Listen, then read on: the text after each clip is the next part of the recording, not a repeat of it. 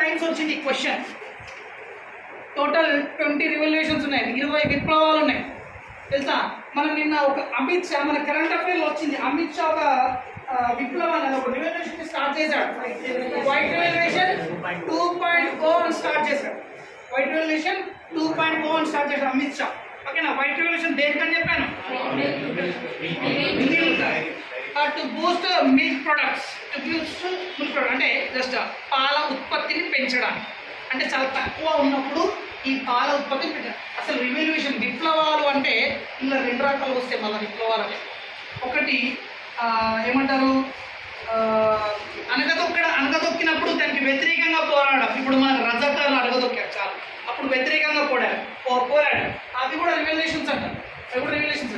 But ఇక్కడ మనం తెలుసుకునే ఏంటంటే టోటల్గా ఫుడ్కి సంబంధించిన రివల్యూషన్స్. అంటే ఫుడ్ అని కాదు, మామూలుగా ఏమంటారు ఏంటంటే ఇది ఒక ప్రెస్టీజియస్ ప్రోగ్రామ్స్. ఇవన్నీ ఒక prestigious programmes conducted by government of India. మన ఇండియాలో అయితే అదే సెంటర్లో నేషనల్ అయితే, ఇంటర్నేషనల్ అయితే యుఎన్ఓ కావచ్చు, లేదన్నా టోటల్ సంబంధించి ఈ రివల్యూషన్స్ వస్తుంటాయి, విప్లవాలు వస్తూ ఉంటాయి.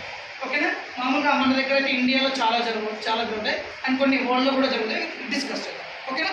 రైట్. ఇది మెయిన్ ఏంటంటే కొన్ని రంగాలు, కొన్ని కేటగిరీస్లో డెవలప్ చేయడానికి. ఫర్ ఎగ్జాంపుల్ ఫార్మర్ ఉంది.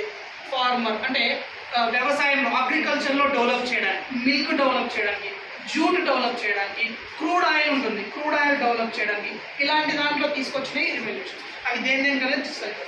ఫస్ట్ రివల్యూషన్ రాసుకోండి, గ్రీన్ రివల్యూషన్. హరిత విప్లవం అంటారు. గ్రీన్ రివల్యూషన్ తెలుసా? తెలుసు. ఏం తెలుసు? గ్రీన్ రివల్యూషన్ తెలుసు. దీన్నే హరిత విప్లవం అంటారు. హరిత విప్లవం అంటారు. ఓకేనా. మరి దేని గురించి హరిత విప్లవం? దేని గురించి? ఫుడ్ గ్రెయిన్స్, రైస్ అనే కాదు, ఫుడ్ గ్రెయిన్స్ మొత్తం. ఓకేనా. To Boost the production of food grains. దేని పర్పస్ అంటే ఫుడ్ గ్రెయిన్స్ అంటే విత్తనాలు.